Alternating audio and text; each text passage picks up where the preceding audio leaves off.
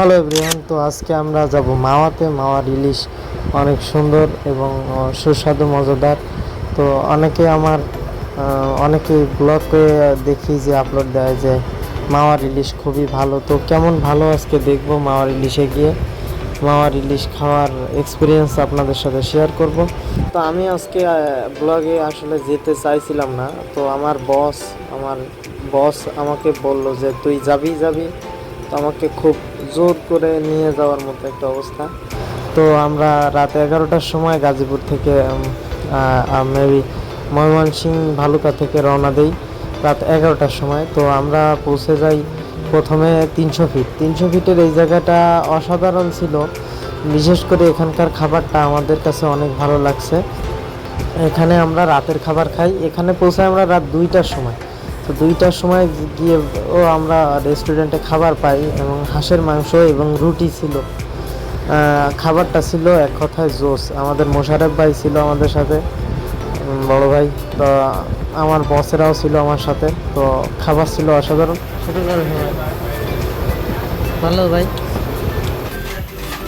মজা হাঁসের মাংস।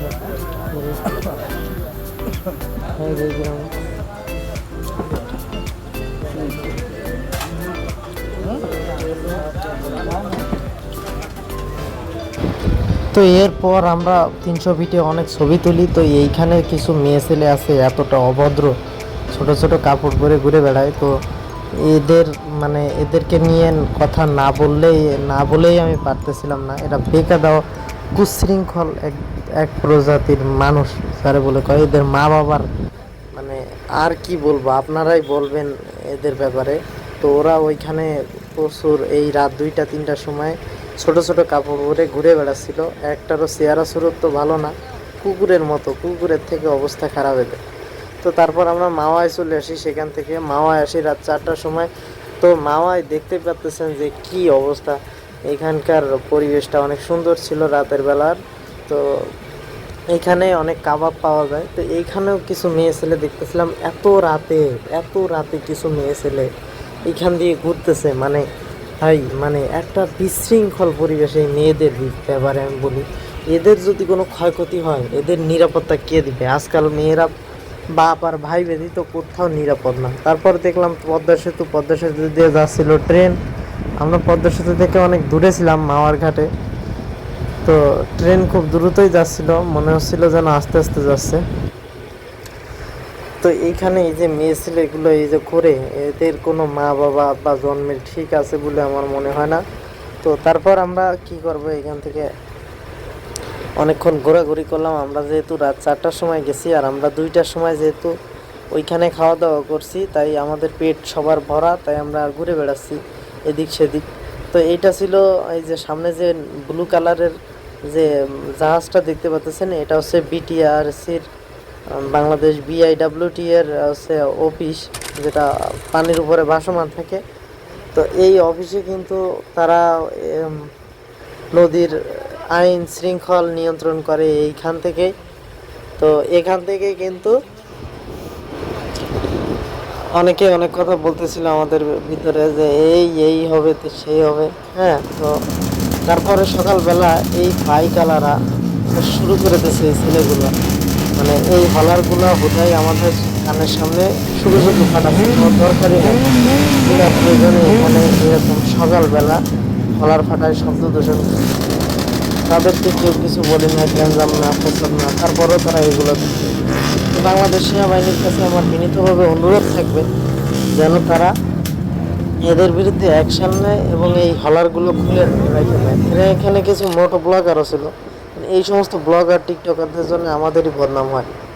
তো আমরা কিন্তু এখানে আসছি মূলত ইলিশ খাইতে। তো দেখতে পাচ্ছেন অনেক ইলিশ মারা নৌকা আছে নদীতে। তো আমরা এখন যেটা করব, একটা ইলিশ মাছ অর্ডার দিব। তো আমাদের যেতে হবে একটা ইলিশ কেনার জন্য রেস্টুরেন্টে যেতে হবে। তো যেটা বললাম যে এখানে শৃঙ্খল মানুষের থেকে কুশৃঙ্খল মানুষের অভাব নাই। তো অনেকেই আসছে আমাদের মতো অফিস থেকে। তো আমরা একটা ইলিশ মাছ কেনার জন্য একটা রেস্টুরেন্টে গেলাম। তো এই যে ইলিশগুলো দেখতে পাচ্ছেন, এই ইলিশগুলো মূলত হচ্ছে একটু আগেই আপনার জেলেরা এই দোকানে আছে, হোটেলে আছে। তো আমরা কিনছি এই দুইটা ইলিশ, এই যে দুইটা ইলিশ দেখতে পাচ্ছেন, এই দুইটা ইলিশ কিন্তু মূলত প্রায় 700 গ্রাম এক একটা। তো দুইটা ইলিশ আমরা কিনি মাত্র 1000 টাকায়। ওরা 1700 টাকা দাবি করছিল, কিন্তু আমরা মাত্র 1000 টাকা দেই ইলিশ দুইটা। তো ইলিশ দুইটা কিন্তু অনেক ভালো ছিল। আমরা আসছি মূলত 14 জনে ইলিশ খাওয়ার জন্য। তো আমাদের খরচ খুব কমই পড়ছে। আমরা একটা হাইস নিয়েছিলাম, হাইসের ভাড়াটা একটু বেশি পড়ছে। বাট যাদের মাওয়ার কাছে বা ঢাকাতে যারা থাকেন, আমাদের মতো ময়মনসিংহ থেকে যাতে যাওয়া লাগে না, তারা মাওয়া মিস করবেন না আশা করি। মাওয়ার ইলিশ ছিল টাটকা এবং দেখতেই পাচ্ছেন খুবই টাটকা ইলিশ। তো ইলিশগুলো টাটকা ছিল, কিন্তু ফ্লেভারটা কম ছিল। কিন্তু কম ছিল বলতে একদমই কম না, বাট ছিল, অনেকটাই কম ছিল। টাটকা ইলিশের থেকে তুলনায় অনেকটা ইলিশের গ্রানটা কম ছিল। তো এই রেস্টুরেন্টের মানুষের ব্যবহার ছিল সুন্দর, যেটা ভাষার বাইরে। আর আমি যে ভিডিও করতেছি, এই ভিডিও করার ক্ষেত্রে আমি কিন্তু পারমিশন নিয়েই ভিডিও করতেছি। তো আপনারা অনেকেই কি করেন, পারমিশন ছাড়া হুটহাট ভিডিও করেন। এখন পারমিশন ছাড়া কখনো ভিডিও বানাবেন না। তো আমি জিজ্ঞাসা করলাম যে ভাই আমি কি ভিডিও বানাবো বা ভিডিও করব? তো তারা বললো হ্যাঁ ভাই শিওর বানান, সমস্যা নাই। তো আমি কিন্তু সেইভাবে পারমিশন নিয়েই ভিডিও বানাচ্ছি। তো এই যে আমাদের ইলিশ মাছ কাটা হয়ে গেছে, এবার ভাজি করবে। এটা আরেকজনদের ইলিশ ভাজি করতেছে। ইলিশ মাছ কিন্তু বেশ সুন্দর। আর যে লেজের অংশ দুটো আছে, আমাদের লেজ দুইটা দিয়ে মূলত ভর্তা তৈরি করা হচ্ছে। এই ভর্তা তৈরি যিনি করেন তার কিন্তু খুব পরিশ্রম হয়। দেখতে পাচ্ছেন সারাদিন কি পরিমাণে ভর্তা তৈরি করতে হয় এই ইলিশ মাছ দিয়ে। তো পেঁয়াজ মরিচ দিয়ে তিনি ভর্তাটা মাখাচ্ছেন, এবং এই হচ্ছে লেজের অংশ কড়াইয়ের ভিতরে দিয়ে গালিয়ে নিচ্ছে। তো এবার কাঁটাগুলো ছাড়ানো হচ্ছে। কাঁটাগুলো ছাড়ানোর পর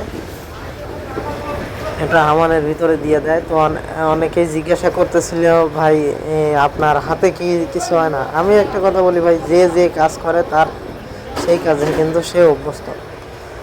তো আমি কিন্তু খুব ক্লান্ত এবং আমার শরীরের অবস্থাও খুব একটা ভালো না। তারপরেও আমি দেখতেছিলাম, আমার খাওয়ার প্রতি তেমন রুচি ছিল না। আর যেহেতু রাত 2টার সময় খাইছি, পেট প্রায় ভরা, তারপরেও মানে ইলিশ তো খাওয়ার উদ্দেশ্য আইছি, ইলিশ খাওয়ার উদ্দেশ্যে, তাই তো ইলিশ তো খেয়ে যাইতেই হবে। তো ভর্তা করতেছে ইলিশ, তো আমরা খাবো।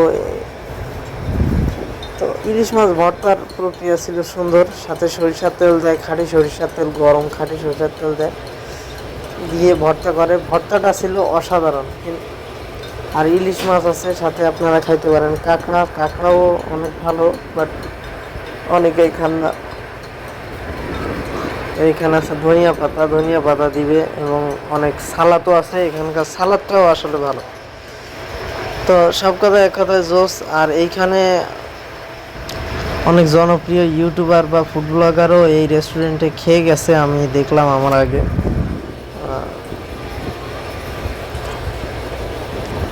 তো এই করতেছে ইলিশ মাছ ভর্তা। তো ভর্তার উপকরণটা আপনারা দেখে নিলেন। আমি ভর্তার ভিডিওটা ফুললি করছি কারণ যাতে ভর্তাটা করা আপনারা নিজেরা শিখতে পারেন। ভর্তাটা করা যদি আপনারা নিজেরা শিখে নেন, তাহলে কী হবে, আপনারা বাসা বাড়িতেও কিন্তু এই ভর্তাটা করতে পারবেন। যার কারণে কিন্তু আমি ভর্তার ভিডিওটা ফুললি করতেছি। তো ভর্তাতে গরম তেল দিল, গরম সরিষার তেল দিল, ইলিশ মাছের ভাজি করা সরিষার তেল।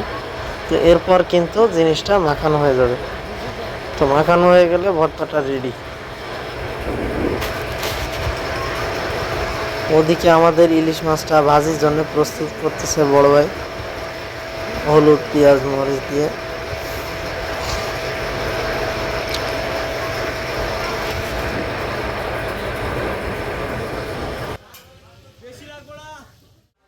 তো হঠাৎ চোখ পড়ে যায় আমাদের ফাহিম ভাই নাকি এই রেস্টুরেন্টে আমার আগে আইছে। তো ফাহিম ভাই আমার পরে জার্নি শুরু করছে, তারপরেও সে অনেক উপরে চলে গেছে, যেটা খুবই ভালো বিষয়। তো ফাহিম ভাই একজনের দ্বারা হলো, ফাহিম ভাই এখানে যেহেতু এসে গেছে, তার মানে এই জায়গাটা আসলে ভালো। তো আপনারাও আসতে পারেন। আমি নিজের এক্সপিরিয়েন্স থেকেও বলি যে আসলে ভালো। আর এই ভাইয়াদের ব্যবহার ছিল অসাধারণ ভালো। তো তাদের ব্যবহার, তারা অনেকেই আছে যে অনেক, যেমন আমরা কক্সবাজারে গেছিলাম, যখন কক্সবাজারে কিন্তু আমরা প্রতারণার শিকার হয়েছিলাম। বাট এইখানে কিন্তু ভাই এইরকমটা হই নাই, এইখানে তারা আমাদের সাথে আরও ভালো ব্যবহার করছে।